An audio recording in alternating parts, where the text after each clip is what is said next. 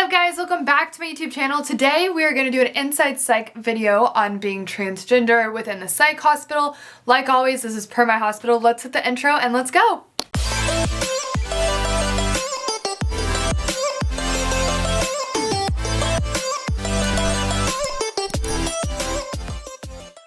So I know I've been gone for like 2 weeks, but it's because I've wanted to hit 2021 with the best year ever of videos. So I have everything laid out and planned for an amazing year. But today I want to do a topic because I have a story that kind of goes along with it, and a lot of people in my TikTok comments have been asking, so I thought why not push them over here to watch a bigger video. So I have some advice. I'm going to walk you through what to do if you are a transgender kiddo coming into our psych hospital. Like always, I am not a therapist, just a staff, so I can tell you from our perspective the best way to do it. And then I'm going to tell you what to do if they don't respect you. So let's say you are going into our hospital, and when you arrive to the hospital, you'll be greeted by a nurse and a therapist, which will be your treatment team. And that is when you need to talk to them and tell them, hey, I am female to male, hey, I'm male to female, or hey, I am gender fluid, non-binary, whatever you go by. That's going to be the most important time. If you have a binder and you want to use it, you need to ask them then. They might say no, and here's why. And I don't agree with it, but sometimes the kids that come in are severely self-harmers. I can't really say that, self-harmers. I can't say that loud because it'll censor it, but they are. So they're unable to bring them. However, if you sign your contract for safety at our place and you say, hey, this is gonna help me with my treatment. I feel the most like me when I'm wearing it. Me not having it will make treatment go worse. I promise I won't SH with it. I'm gonna be responsible. I need it, and be firm on it. 9 out of 10 times they're gonna let you have it. Now, per our place, and first I want to start with, do I agree with this? No. So please don't come at me when I am telling you what our place does, but I've been holding off on this because I usually get hate for everything, but I was just like, there's so many kids asking, I'm just going to tell them. This is not what I believe, but this is what happens. You go to the gender you are assigned at birth, and that is for safety reasons. On the boys unit and the girls unit. So if you are male to female, you will still go to the males unit. If you're female to male, you'll still go to the females unit. If you're non-binary or gender fluid, you go to your gender assigned at birth. I don't agree with that because I think it can be kind of hurtful, but I'm about to give you a key piece of advice here. Most hospitals have a mixed unit. I've worked at 3. All 3 of them have had it. They've called the acute unit, they've called it low risk unit, and they've called it I believe it was the mixed unit. Ask for it. Say, hey, I am a male to female.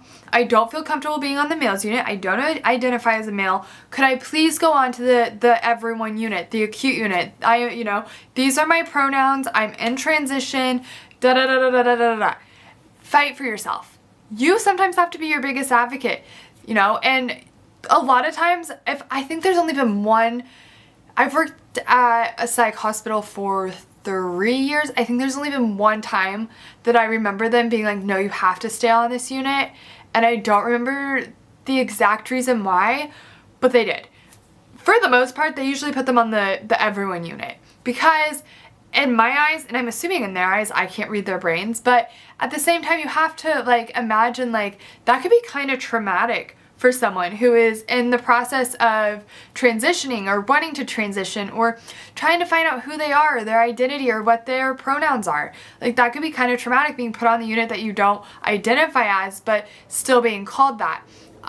Pronouns are a big thing, and that's actually something I didn't start doing until I started doing TikTok. And the TikTok kids, and you guys are the ones who brought it to my attention, always ask people's pronouns.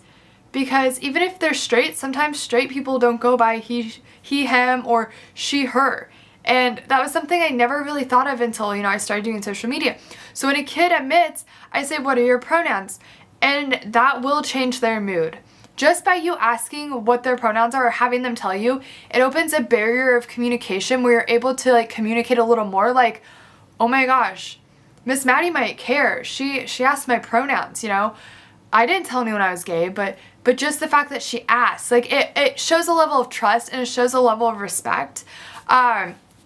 Definitely when you're admitting, make sure you tell them your pronouns so that they can write it on everything.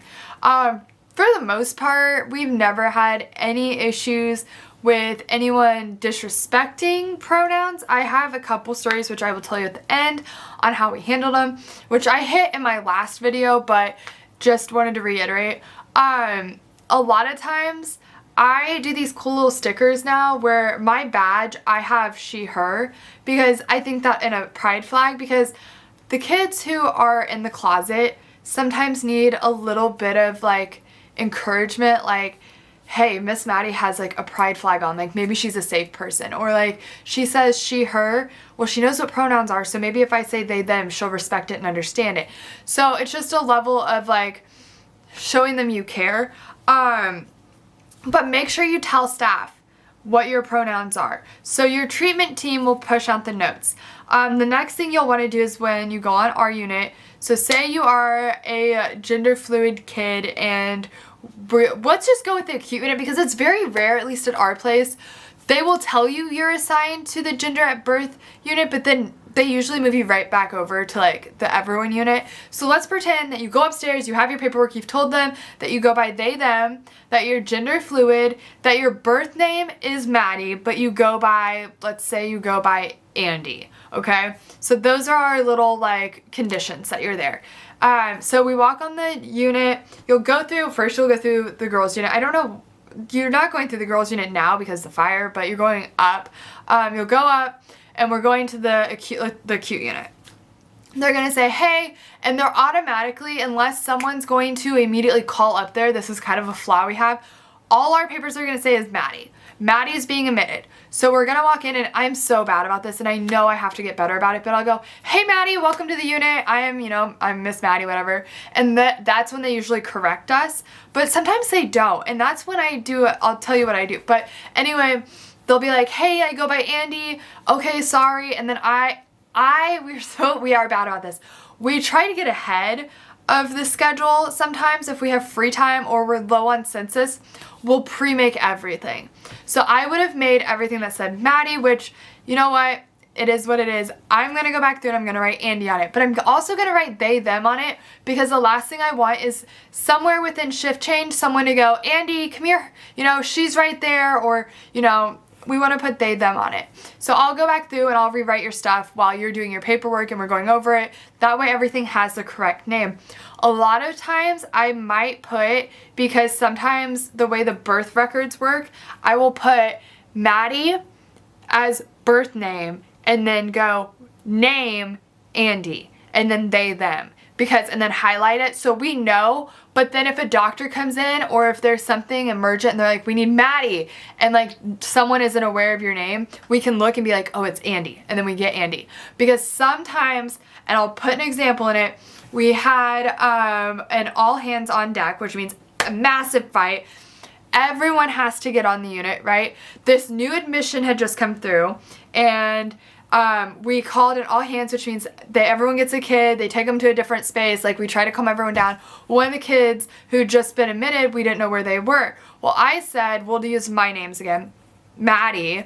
I said, Andy, where's Andy? And no one knew who I was talking about because they had just gotten there. And then I said, where's Maddie? Because that was the name that they arrived on and everyone knew, and then we were able to locate the kid who was just taken to a therapist's office. So there are some times where we have to use a birth name within like the first couple minutes of getting there.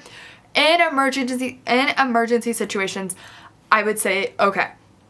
However, if you've been there 3 days and they're still referring you or to your birth name, I would kind of throw a fit.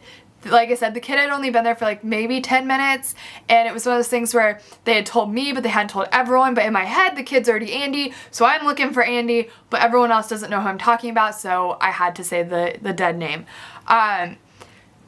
There's a lot of times that no one really cares. No one cares what your dead name is. I've actually never had a kid come up and be like, making fun of someone for their name or questioning another kid. I think what's great about Gen Z is that they all kind of respect this. They all kind of respect a little more than my generation of this is your name and this is your gender and we're gonna respect it. Could be wrong, but at least that's what I see at my place. Now, let's go over the situation of where the kid doesn't tell us their preferred name. This has happened a few times and it actually makes me sad because you should feel comfortable with us enough to tell us. You should feel comfortable enough to be like, hey, Miss Maddie, I go by X, Y, and Z. That's my dead name. I don't like it. It's triggering. I'm in transition. There was one time, we'll just use Andy and Maddie again. The kid came in as Maddie. I had all the paperwork ready for Maddie. They signed it as Maddie. And then a couple days later, they came up and I sat with them. I'm like, what's up? Like, you know, you've been here a couple days. You're not really like interacting with everyone. You kind of roll your eyes at me and give me like attitude when I call your name, like, what's up? Then they explained to me, you know, I don't even go by Maddie. I go by Andy. I go by they, them. You're calling me she. And I was like, oh my God, I'm so sorry. Like, you didn't tell us, and we had no records. Like, when we get the records from the hospital, from the ER, it still has dead names on it, unfortunately. So that's why unless you tell us, we don't know. Which is why I started, when a kid comes in, asking what their name is and what their pronouns are. Instead of me going, hey Maddie, welcome to the unit, which I used to be really bad at, I've started going, hey, what's your name? What are your pronouns? Welcome to the unit. That way I get them and there's no question. There's no awkwardness of them having to come out and tell me. Like, it's there. And they can just, they tell me what they are. And that, I think, works better. And I've tried to really implement that and tell staff, like, that's the way we should be doing it. But, you know, everyone has their own way of welcoming kids on the unit. After the kid told me their pronouns and their name, it was a flawless relationship. I actually became their safe person.